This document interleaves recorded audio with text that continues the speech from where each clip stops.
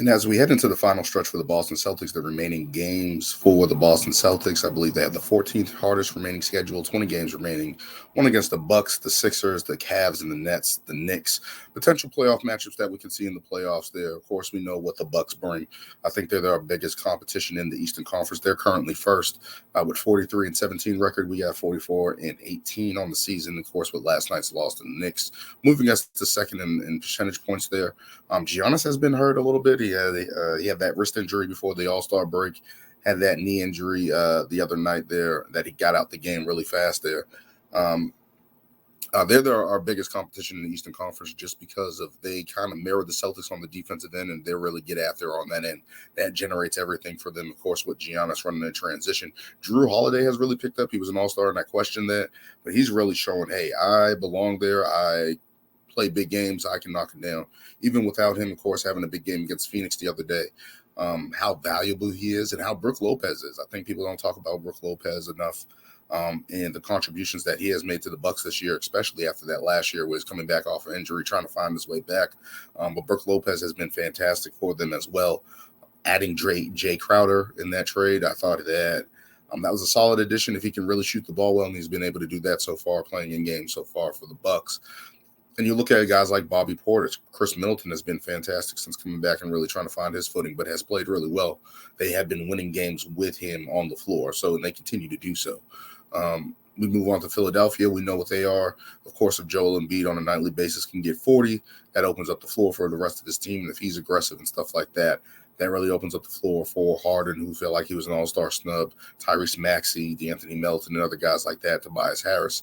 And we'll see them. We know what Philadelphia brings to the table. We know it's going to be tough at times, but I believe we have their number. Moving on to the most intriguing game that we have against this week against the Cavs here on Wednesday night. I think the Cavs are a year away. I think they didn't upgrade their small forward spot there to really shoot the ball. I thought they were in position to go and get a Jay Crowder there, but they didn't.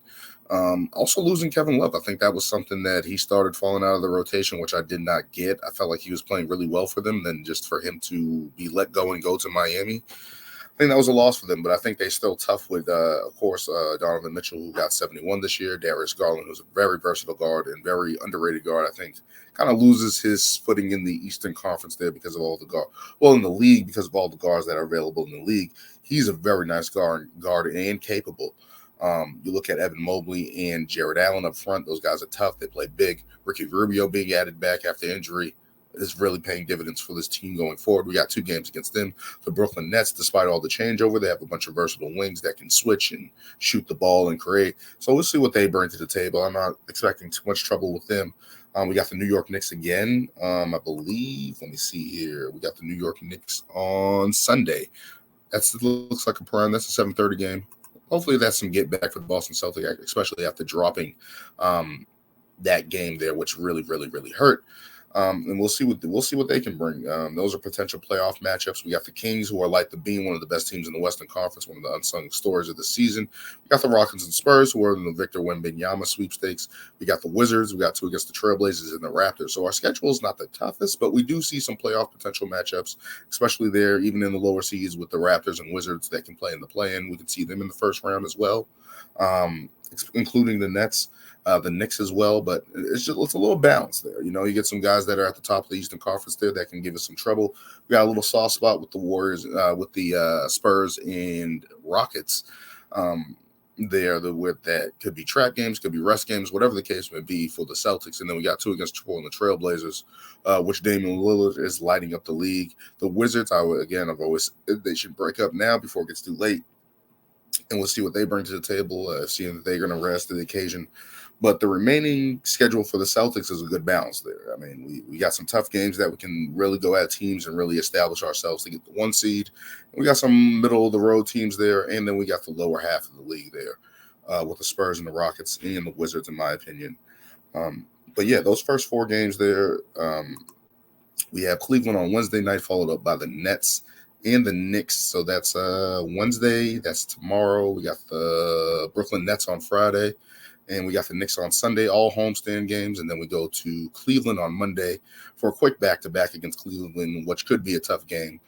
We got Portland We got Atlanta, we got Houston. Then it's the road schedule here: Atlanta, Houston, Minnesota, Portland, Utah, and Kings. To finish that out on the 21st there of March. Like the beam, man. Sacramento is one of the most entertaining teams in the league. De'Aaron Fox is really playing well. Domantas Sabonis is really playing well. Mike Brown really has that offense clicking, to overtaking us for one of the highest offensive teams in the league. We get Indiana on a homestand. We get San Antonio on a homestand. Then we're on the road to Washington, and then the Bucks on Thursday night, which was most likely be a TNT game, probably one of the biggest games, ending the season there. That we're all looking forward to. And then we got the Utah Jazz, which has been a feisty team this year. I thought they were going to tank. They have not. And then we get Philadelphia on a Tuesday, which is most likely a TNT game, which is going to be awesome. And then we got the Raptors, Toronto Raptors, again, back-to-back.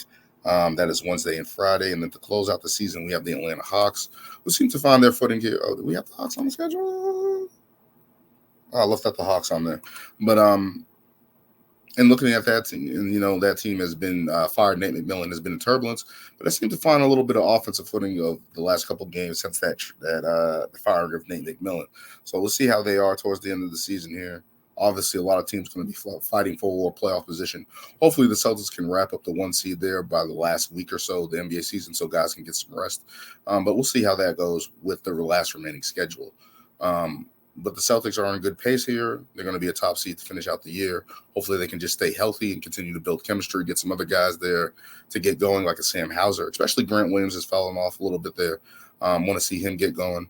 But we're going to finish this episode here. And thank you for joining me, visiting the Boston Celtics. I'm going to be checking out some storylines for the rest of the NBA season around the league. In my next episode, also check out Ring Takes on my YouTube page with Brian and Lewis as we explore the world of wrestling on that and amongst other things. This has been great. Thank you so much for joining me, and until next time.